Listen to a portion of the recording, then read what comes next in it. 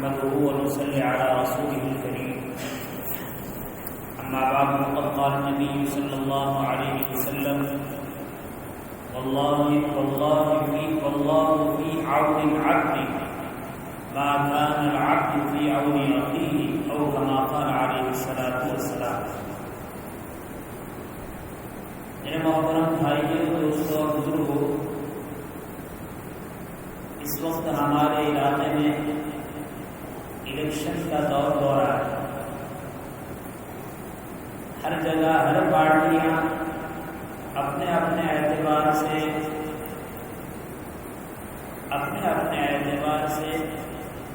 کوشش و کاوش کر رہی ہے. اس سلسلے میں ہمیں یاد کرنا ہے کہ اللہ تعالیٰ نے ہم انسانوں کو اسلام جیسی عظیم الشان دولت عطا فرمائی. اس دولت کا تقاضا یہ ہے کہ ہم انسان کی احترامیت کو جانیں. یہ چیزیں وقتی ہیں. 3 سال میں 5 سال میں الیکشن آتے ہیں، پارٹیاں کھڑی ہوتی ہیں، کوشش اور محنت کرتی ہے، اور اللہ تعالیٰ کی تقدیر میں سب کچھ لکھا ہوا ہوتا ہے. جس کے لیے کامیابی ہے جس کے لیے کامیابی نہیں وہ ناکام ہو جائے. لیکن اس وقت ہم ہمارے مسلم معاشرے کا حال یہ ہے کہ الیکشن کی بنیاد سے اسلامی اخوت، اسلامی بھائی چارگی، اسلامی ہمدردی ایسی باتیں طاق رکھ دیتے ہیں، ایسا بھول جاتے ہیں گویا کہ الیکشن کے زمانے میں ہم مسلمان ہی نہیں. الیکشن آتے رہے، الیکشن ہوتے رہے، پارٹیاں برسر اختلاف آتی رہے، لیکن ہمیں اس بات کو سمجھنا چاہیے کہ اللہ نے ہمیں جو دین اسلام عطا فرمایا ہے، اس اسلام نے ہمیں جو رشتے اخوت اور بھائی چارگی عطا فرمایا ہے، انسان کا جو احترام نصیب فرمایا ہے، اس احترام کو ہر جگہ برقرار رکھنا ضروری ہے. اسلام صرف مسلمانوں کا مذہب نہیں ہے. اسلام دنیا میں رہنے والے سارے انسانوں کے لیے مذہب ہے. جب یہ سارے انسانوں کی ہدایت کے لیے، رہنمائی کے لیے مذہب ہے، تو اس میں صرف مسلمان کی نہیں، مسلمان کی، غیر مسلم کی، انسان کو چھوڑ کر حیوان کی، کچھ حیوان کا کچھ لحاظ اور کچھ حقوق شریعت نے رکھے ہیں. ان حقوق کو سامنے رکھنا اور حقوق کو ادا کرتے ہوئے زندگی گزارنا ہر مومن کا یہ فریضہ ہے.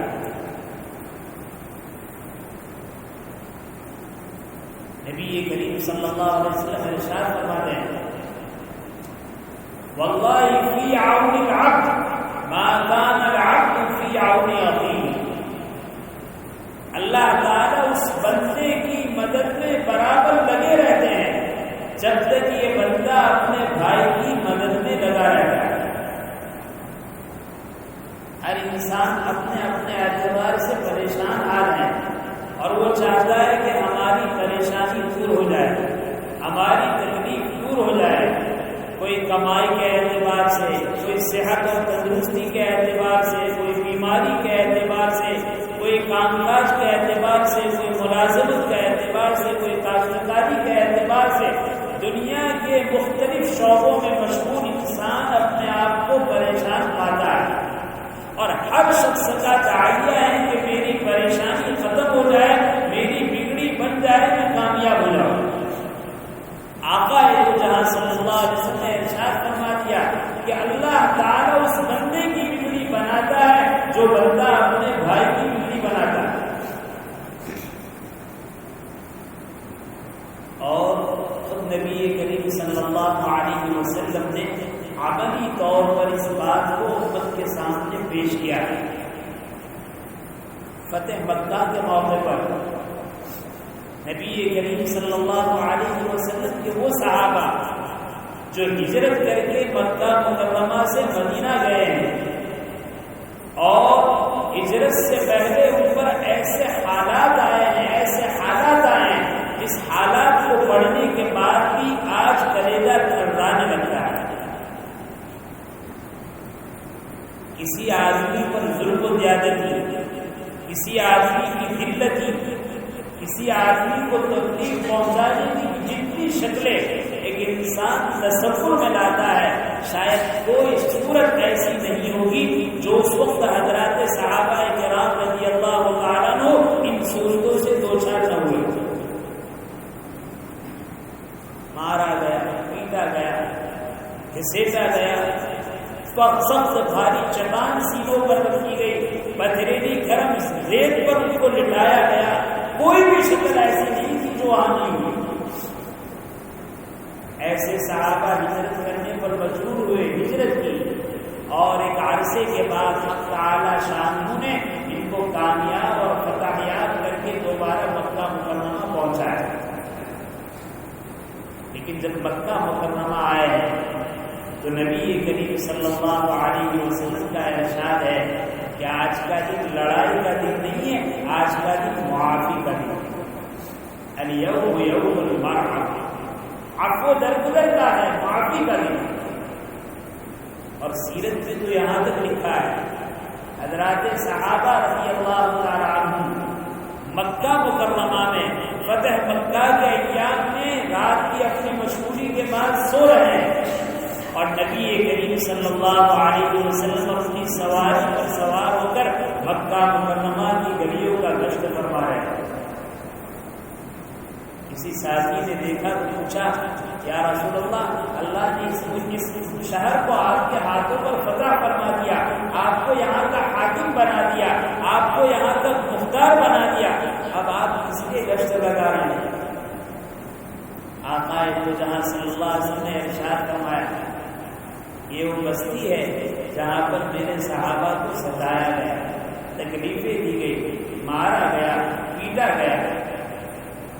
آج میں نے معافی کا اعلان کر دیا ہے، مجھے خدشہ ہے کسی ساتھی کو کوئی پرانی بات یاد آ جائے اور ایسے موقع پر وہ انتقام کے لیے کوئی قدم بڑھا دے۔ میں حفاظت کروں کہ مکہ مکرمہ میں جتنے بھی لوگ ہیں جو ابھی تک ہمارے دائرے میں داخل نہیں ہوئے، میں ان کی حفاظت کے لیے چکر لگا رہا ہوں۔ شریعت اسلام انسان کے احترام کو سکھلاتا ہے، اور انسان تو بہت بڑی بات ہے، شریعت اسلام تو حیوان کے ساتھ بھی رحم و کرم کے معاملے کو بدلاتا ہے۔ ہمارے بزرگوں میں گزرے ہیں، مسیح الامت حضرت مولانا مسیح اللہ خان صاحب جلالہ اللہ علیہ، ان کے حالات میں لکھا ہے ایک مرتبہ پیر میں کوئی زخم ہوا اور زخم کی وجہ سے مکھی آ کر اس پر بیٹھنے لگے۔ آپ اپنے کام میں مشغول ہیں، ایک خادم آیا یا کوئی ساتھ مہمان آیا، دیکھا کہ حضرت کے پیر میں زخم ہے اور زخم پر مکھی بیٹھی ہوئی ہے۔ حضرت سے کہا کہ حضرت آپ کی اجازت ہو تو اس کو اڑا دو۔ حضرت نے کہا، میں بھی اللہ کی مخلوق ہوں، وہ بھی اللہ کی مخلوق ہے، میں اپنے کام میں مشغول ہوں، وہ اپنے کام میں مشغول ہے، میرا دل گوارا نہیں کرتا کہ اٹھانے کے بعد اس کو تکلیف پہنچائی جائے۔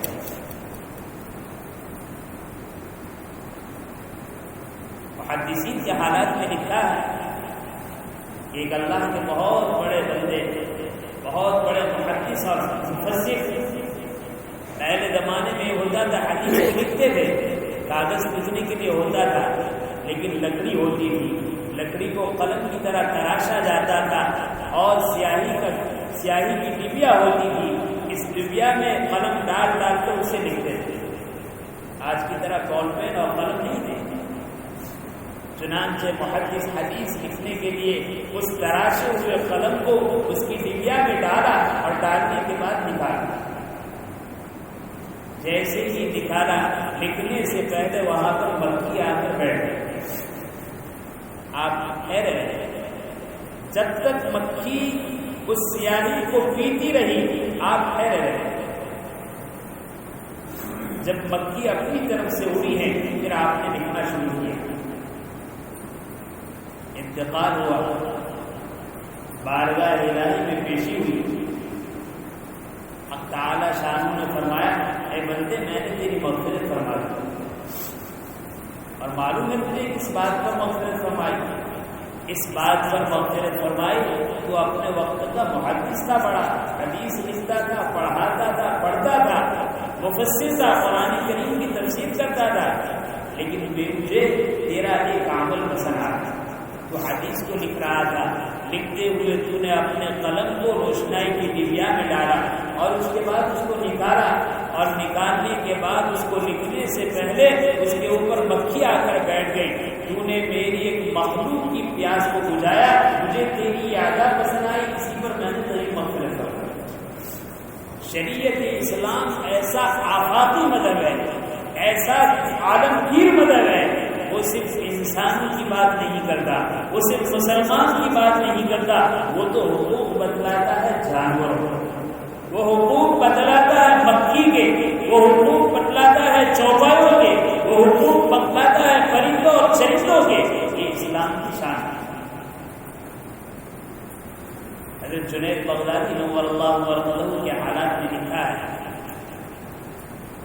کہ حضرت جنید بغدادی رحمۃ اللہ علیہ اولیاء کاملین میں سے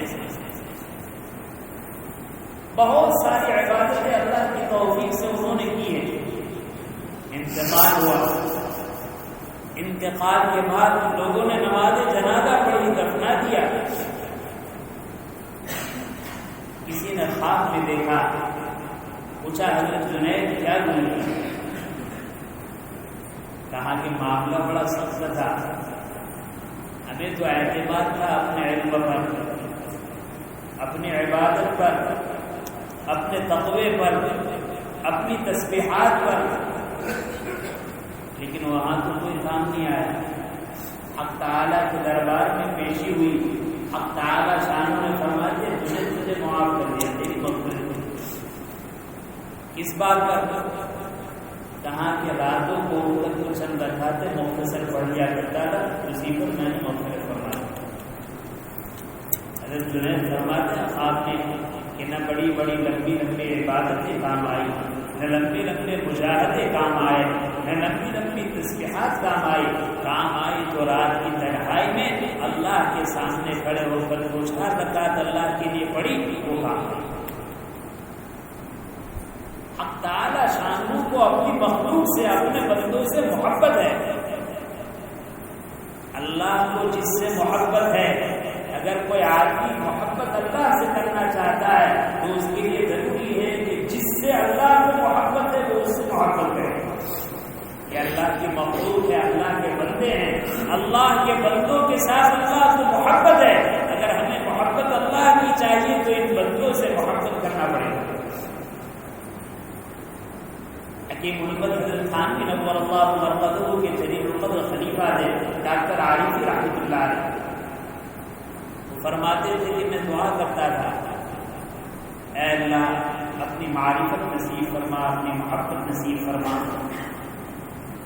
تو میرے دل میں یہ احساس پیدا ہوتا تھا کہ ہو سکتا ہے میری اس دعا پر حق تعالیٰ کی طرف سے یہ جواب ملتا ہو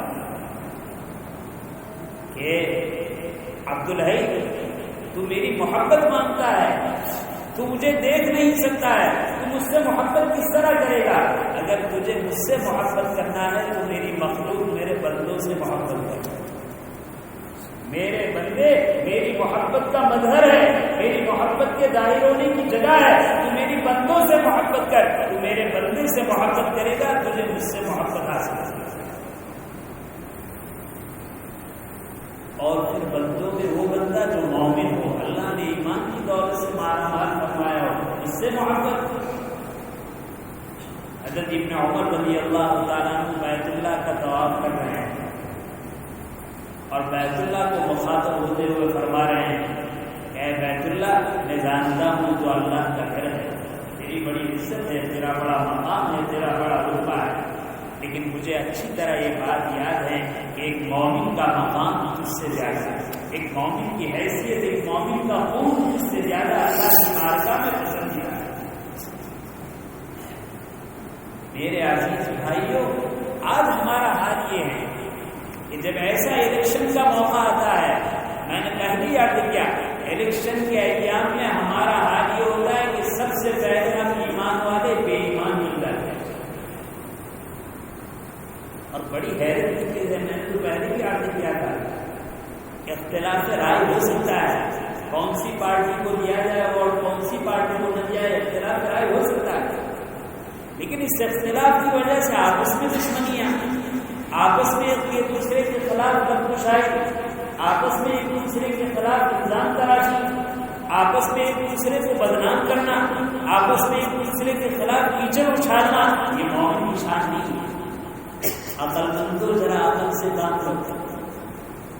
آج انٹرنیٹ کا زمانہ ہے، موبائل کا زمانہ ہے، آپ نے بارہا انٹرنیٹ موبائل پر دیکھا ہوگا، جب ملکی پیمانوں پر پارٹیاں کھڑی ہوتی ہیں اور آپس میں الیکشن ہوتا ہے، الیکشن ہونے کے بعد ایک پارٹی جیتتی ہے اور ایک پارٹی ہارتی ہے، آپ نے دیکھا ہوگا کہ ہارنے والی پارٹی کا سب سے بڑا صدر جیتنے والی پارٹی کو مبارکباد دیتا ہے، ایک ساتھ بیٹھ کر چائے پیتا ہے، ایک ساتھ بیٹھ کر فرحان ہوتا ہے۔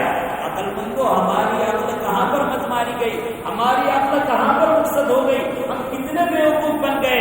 ایک چھوٹے سے گاؤں کا الیکشن یا چاہے ملکی الیکشن ہو، اس الیکشن میں ہمارا حال یہ ہوتا ہے کہ ہمارا ایک مومن بھائی ہے، ہمارا ایک ہندوستان کا رہنے والا بھائی ہے، ہمیں اس کے ساتھ ایسی دشمنی کہ اس کی برائی تو برائی ہے ہی، اس کی ساری خوبیاں اور کمالات بھی ہماری نظر میں برائی ہے۔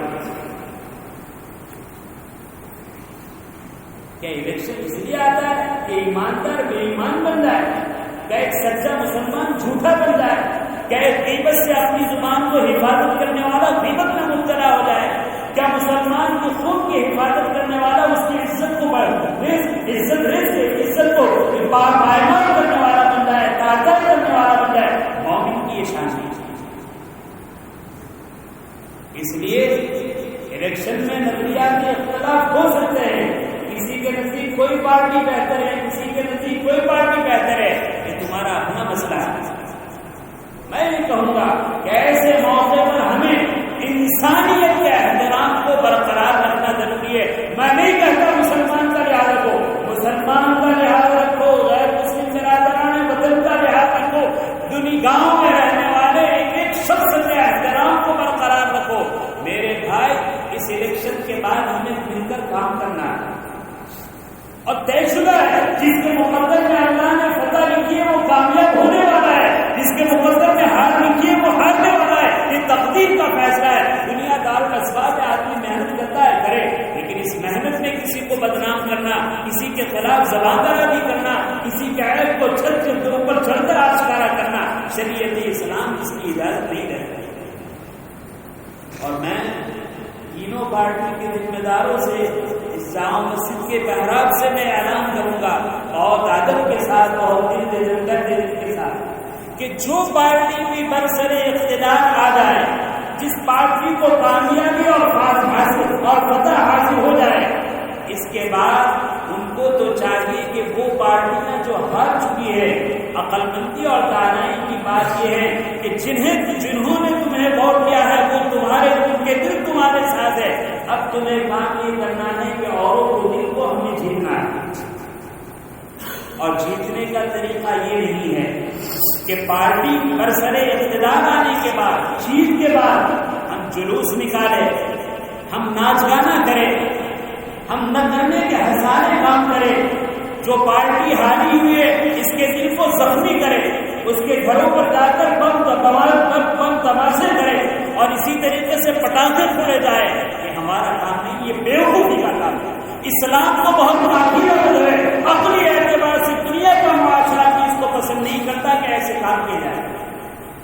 ایک پارٹی برسر اقتدار آتی ہے، ان کی عقل مندی اور دانش مندی تو یہ ہے کہ آج اگر اکثریت نے ان کو ووٹ دے کر جھٹلایا ہے تو ان کا اخلاقی فریضہ یہ ہے کہ جو پارٹی ہار چکی ہے جیتنے کے بعد جلسے جلوس کو ختم کرے، پٹاخوں کو ختم کرے، ریڈیو کو ختم کرے، ایک دوسرے کے بعد انسان کے خلاف نعرے بازی کو ختم کرے۔ آج وہ ہارا ہے تو کل وہ جیتنے والا ہے، آج وہ جیتا ہے تو کل وہ ہارنے والا ہے۔ اگر ہم نے تھوڑا کیا تو آگے والا اور بڑھ کر کرے گا۔ ہم نے وہ شراب نہیں ہے تو اس کو معاف کر دے۔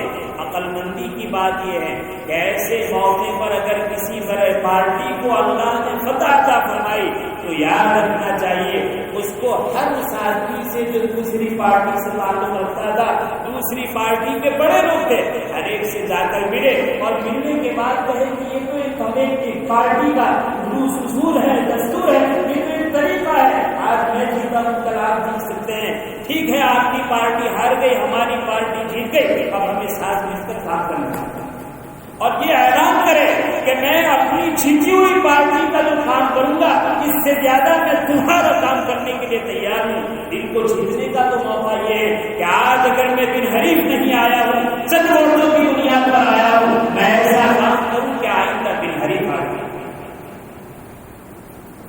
بات مطلب بہت حد سے زیادہ تجاوز نہیں ہے۔ میں اپنے بھائیوں سے کہوں گا ایسا نہیں ہونا چاہیے۔